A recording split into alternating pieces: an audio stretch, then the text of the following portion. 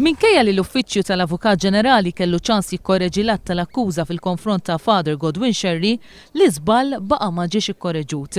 Bir-riżultat li l-Qorti tal-Appell iddeċidiet li Father Sherry ma jistax jinstab ħati b'akkużi ta' stupru fuq tfal residenti f'Dar San Giuseppe. Ir-responsabbli politika żgur m'għandux jassumiha l-Uffiċċju tal-Avukat Ġenerali illi jaħdem fil-binarju fl-investiment li hemm u l-Gvern, il-Ministru dejjem għandu jassumi responsabilità politiku. L-Uffiċċju tal-Avukat Ġenerali għamel żmien twil b'nuqqas ta' riżorsi, buħut minn dawn il-problemi għadhom jippersistu sal-lum.